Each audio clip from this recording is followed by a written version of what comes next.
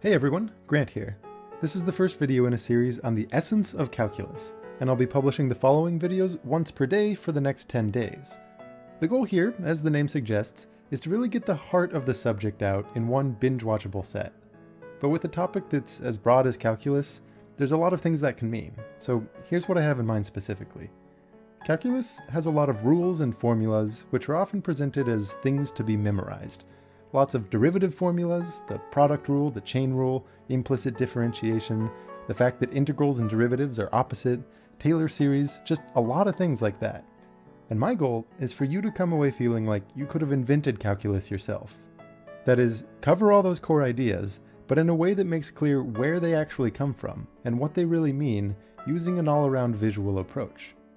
Inventing math is no joke, and there is a difference between being told why something's true and actually generating it from scratch. But at all points, I want you to think to yourself, if you were an early mathematician, pondering these ideas and drawing out the right diagrams, does it feel reasonable that you could have stumbled across these truths yourself? In this initial video, I want to show how you might stumble into the core ideas of calculus by thinking very deeply about one specific bit of geometry, the area of a circle. Maybe you know that this is pi times its radius squared, but why? Is there a nice way to think about where this formula comes from? Well, contemplating this problem and leaving yourself open to exploring the interesting thoughts that come about can actually lead you to a glimpse of three big ideas in calculus: integrals, derivatives, and the fact that they're opposites. But the story starts more simply, just you and a circle, let's say with radius 3. You're trying to figure out its area, and after going through a lot of paper trying different ways to chop up and rearrange the pieces of that area, many of which might lead to their own interesting observations, maybe you try out the idea of slicing up the circle into many concentric rings. This should seem promising because it respects the symmetry of the circle, and math has a tendency to reward you when you respect its symmetries. Let's take one of those rings, which has some inner radius r that's between 0 and 3. If we can find a nice expression for the area of each ring like this one, and if we have a nice way to add them all up, it might lead us to an understanding of the full circle's area. Maybe you start by imagining straightening out this ring. And you could try thinking through exactly what this new shape is and what its area should be, but for simplicity, let's just approximate it as a rectangle. The width of that rectangle is the circumference of the original ring, which is 2 pi times r, right? I mean, that's essentially the definition of pi. And its thickness? Well, that depends on how finely you chopped up the circle in the first place, which was kind of arbitrary. In the spirit of using what will come to be standard calculus notation, let's call that thickness dr, for a tiny difference in the radius from one ring to the next. Maybe you think of it as something like 0.1. So, approximating this unwrapped ring as a thin rectangle, its area is 2 pi times r, the radius, times dr, the little thickness.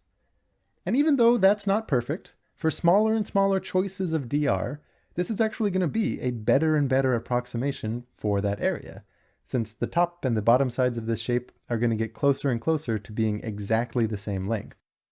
So let's just move forward with this approximation, keeping in the back of our minds that it's slightly wrong, but it's going to become more accurate for smaller and smaller choices of dr. That is, if we slice up the circle into thinner and thinner rings. So just to sum up where we are, you've broken up the area of the circle into all of these rings, and you're approximating the area of each one of those as 2 pi times its radius times dr, where the specific value for that inner radius ranges from 0 for the smallest ring up to just under 3 for the biggest ring, spaced out by whatever the thickness is that you choose for dr, something like 0.1. And notice that the spacing between the values here corresponds to the thickness, dr, of each ring, the difference in radius from one ring to the next. In fact, a nice way to think about the rectangles approximating each ring's area is to fit them all upright side by side along this axis. Each one has a thickness dr, which is why they fit so snugly right there together, and the height of any one of these rectangles sitting above some specific value of r, like 0.6, is exactly 2 pi times that value. That's the circumference of the corresponding ring that this rectangle approximates. Pictured like this, 2 pi r can actually get kind of tall for the screen. I mean, 2 times pi times 3 is around 19. So let's just throw up a y-axis that's scaled a little differently so that we can actually fit all of these rectangles on the screen. A nice way to think about this setup is to draw the graph of 2 pi r, which is a straight line that has a slope 2 pi. Each of these rectangles extends up to the point where it just barely touches that graph. Again, we're being approximate here. Each of these rectangles only approximates the area of the corresponding ring from the circle. But remember, that approximation, 2 pi r times dr, gets less and less wrong as the size of dr gets smaller and smaller. And this has a very beautiful meaning when we're looking at the sum of the areas of all those rectangles. For smaller and smaller choices of dr, you might at first think that that turns the problem into a monstrously large sum. I mean, there's many rectangles to consider, and the decimal precision of each one of their areas is going to be an absolute nightmare. But notice, all of their areas in aggregate just looks like the area under a graph.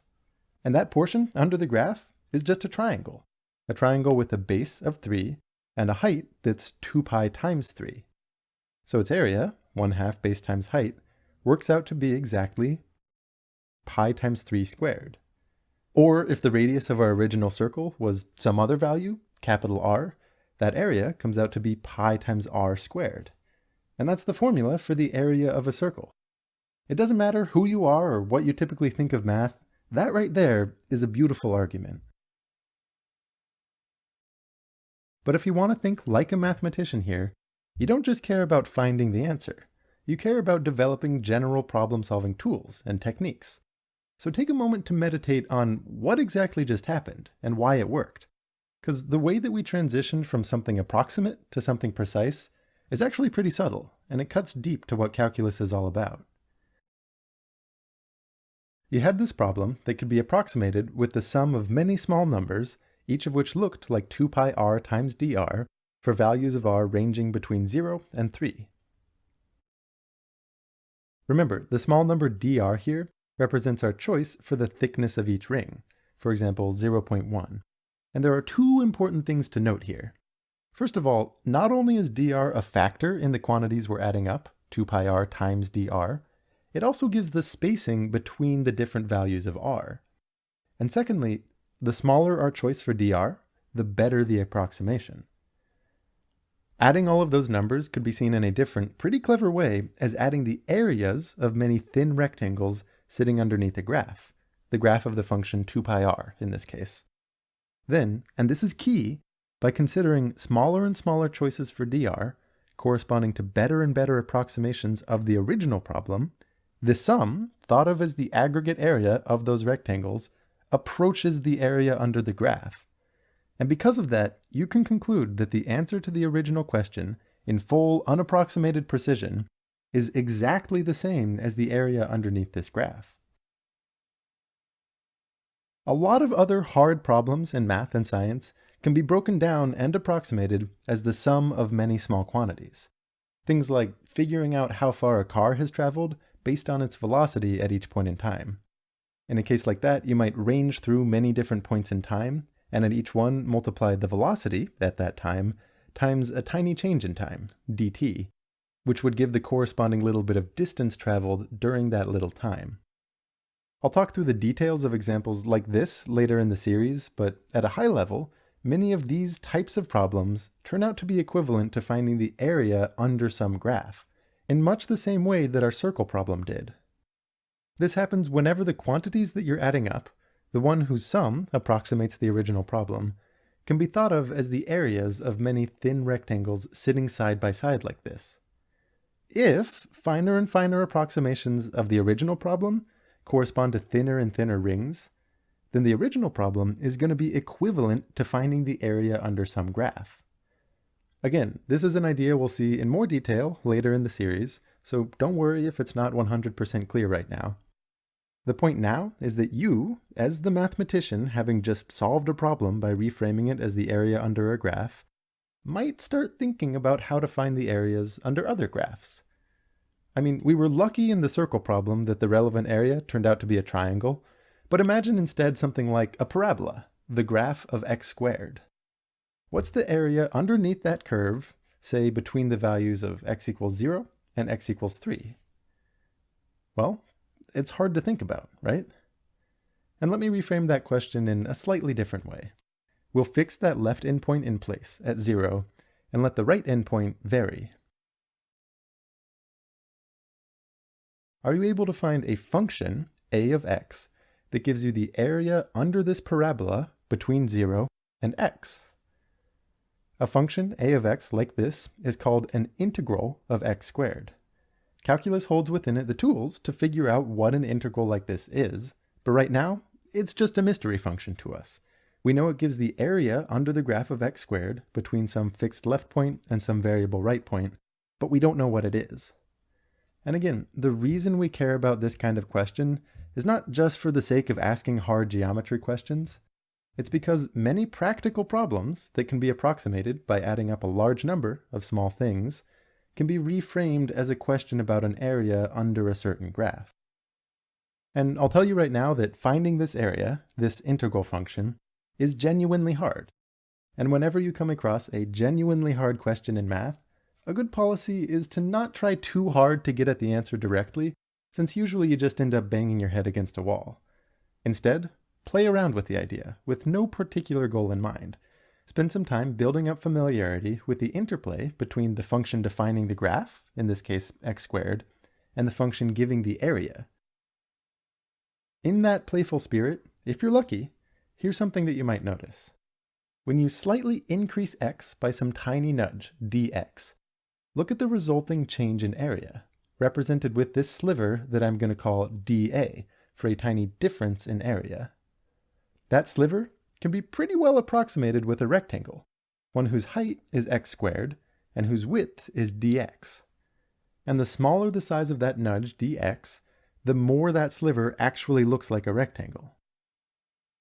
Now this gives us an interesting way to think about how a of x is related to x squared.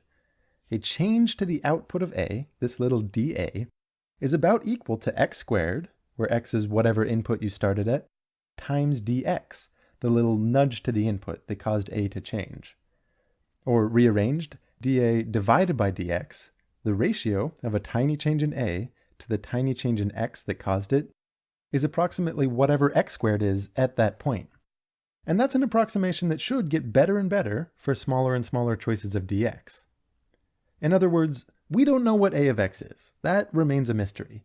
But we do know a property that this mystery function must have. When you look at two nearby points, for example 3 and 3.001, consider the change to the output of a between those 2 points, the difference between the mystery function evaluated at 3.001 and evaluated at 3. That change, divided by the difference in the input values, which in this case is 0.001, should be about equal to the value of x squared for the starting input, in this case 3 squared. And this relationship between tiny changes to the mystery function and the values of x squared itself is true at all inputs, not just 3. That doesn't immediately tell us how to find a of x, but it provides a very strong clue that we can work with. And there's nothing special about the graph x squared here. Any function, defined as the area under some graph, has this property, that dA divided by dx, a slight nudge to the output of a, divided by a slight nudge to the input that caused it, is about equal to the height of the graph at that point. Again, that's an approximation that gets better and better for smaller choices of dx. And here, we're stumbling into another big idea from calculus: derivatives. This ratio, dA divided by dx, is called the derivative of a. Or more technically, the derivative is whatever this ratio approaches as dx gets smaller and smaller. I'll dive much more deeply into the idea of a derivative in the next video, but loosely speaking, it's a measure of how sensitive a function is to small changes in its input. You'll see as the series goes on that there are many ways that you can visualize a derivative, depending on what function you're looking at and how you think about tiny nudges to its output. And we care about derivatives because they help us solve problems. And in our little exploration here, we already have a slight glimpse of one way that they're used. They are the key to solving integral questions, problems that require finding the area under a curve. Once you gain enough familiarity with computing derivatives, you'll be able to look at a situation like this one, where you don't know what a function is, but you do know that its derivative should be x squared, and from that, reverse engineer what the function must be. And this back and forth between integrals and derivatives, where the derivative of a function for the area under a graph gives you back the function defining the graph itself, is called the fundamental theorem of calculus. It ties together the two big ideas of integrals and derivatives, and it shows how, in some sense, each one is an inverse of the other.